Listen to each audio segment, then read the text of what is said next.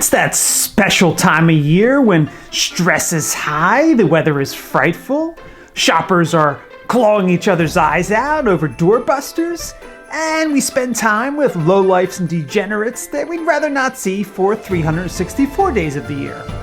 Merry Christmas! Okay, in truth, I've always loved the Christmas season. Even if everything I said is true, and it is, people are just a tiny bit nicer than they are the rest of the year, and I'll take it. But even if we're all about 1 to 2% jollier this time of year, and I've enjoyed Christmas vicariously, I've never really experienced this fine Xmas cuisine I've heard so much about. And I mean, look, Hanukkah Harry has a monopoly on all us Jewish kids, so I never experienced the whole Santa thing, I never got the second base under the mistletoe, and I never saw my electric bill go up 300% in December. And today I'm going to rectify one of those things, the food part. Though, I did mention mistletoe to my wife, and here's what she said. The kids under the mistletoe. You know, mistletoe can be deadly if you eat it. Oh, and I've excluded stuff I'm already familiar with, like turkey, candy canes, and even glazed ham. No, I'm not kosher.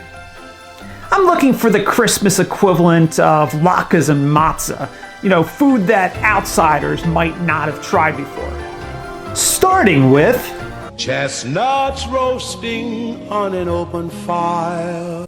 So I've heard the song, all the songs, and I've seen the JonTron video, but I've never actually had chestnuts.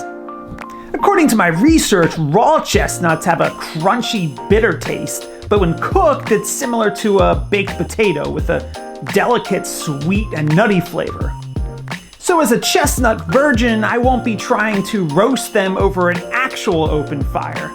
I'll be sticking with the oven. And I know you have to cut them open with a paring knife to prevent them from exploding due to the internal pressure when cooking. But I don't have a paring knife, so here's my makeshift solution. Chestnuts roasting on an open fire. The recipe I'm following says to roast them for 15 to 20 minutes until the skins have pulled back from the cuts and the nut meats have softened. Well, cheers.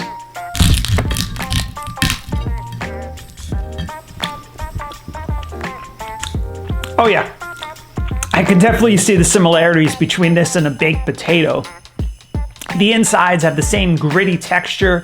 I don't quite taste the sweetness, but admittedly I wanted to go with the most plain, generic, ordinary chestnut recipe I could find, and I know there's umpteen ways to add different spices and flavors. This actually kind of reminds me of grits, where the taste is entirely in the preparation and what's added to it, but then again, as you can clearly see, these won't be winning any beauty contests, and someone more experienced, so anyone but me, could probably draw out more of the chestnut's natural flavor. But again, chestnut virgin. Moving on to the following. Again, I've heard of these, but this about sums up my experience with parsnips. What the f*** is a parsnip? The parsnip is a root vegetable closely related to carrots and parsley. Like carrots, they have a sweet taste, and according to Wikipedia, they were actually used as a sweetener before the arrival of cane sugar in Europe. And like carrots, parsnips are high in vitamins, antioxidants, minerals, and dietary fiber. So yeah, they'll make you, and they're probably one of the healthier Christmas mainstays. I do love carrots, so I'm kind of excited about this one, even if they have this weird odor to them. So the recipe I'm using calls for parsnips, extra virgin olive oil, oregano, kosher salt, black pepper, and crushed red pepper flakes. And I gotta say, it sounds promising so far. You skin the parsnips and spread them out on a baking pan, drizzling on the olive oil and seasoning them with oregano, salt, pepper, and red pepper flakes. From there, you cook it at about 30 minutes at 425 or until they're golden and easily pierced with a knife.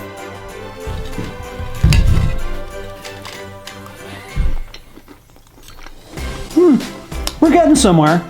Personally, I prefer my carrots harder and crunchier, and this recipe for parsnips, which, as I mentioned, is very similar to carrots, has them cooked for 30 minutes, and that, as a result, they end up being softer and grittier than I would like, but that's just personal preference.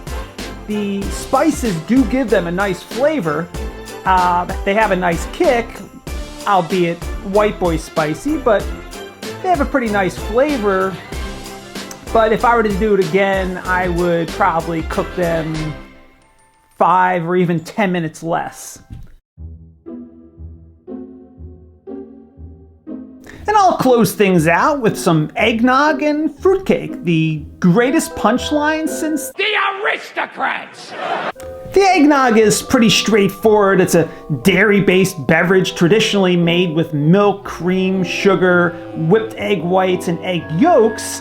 And like the chestnut recipe, I wanted to get the most generic brand of eggnog, though I know it comes in a ton of different flavors like sugar cookie, pumpkin, vanilla, and of course the adult beverage variety.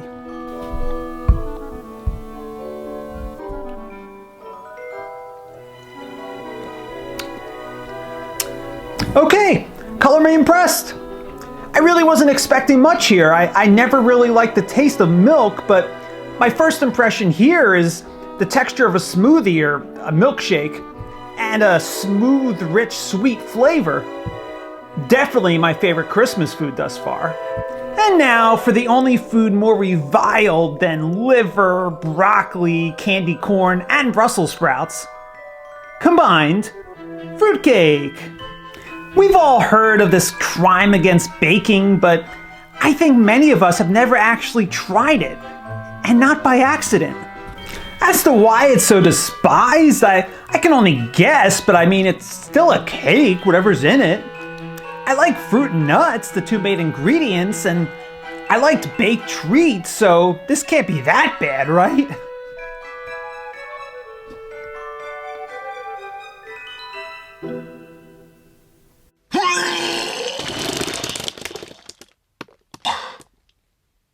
Okay, so needless to say, that one's reputation is well earned.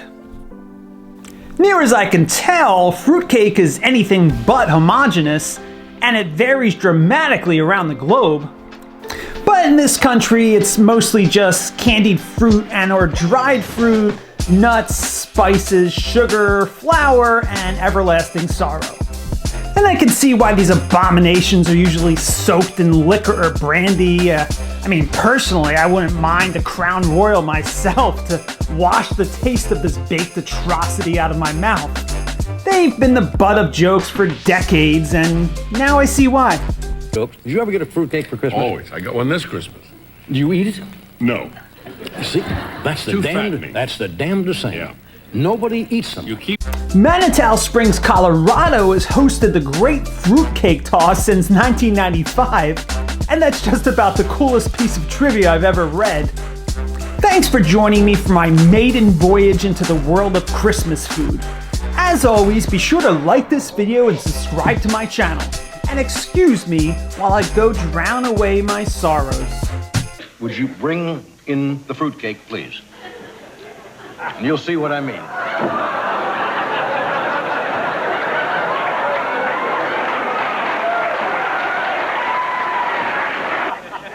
And unless you think I'm...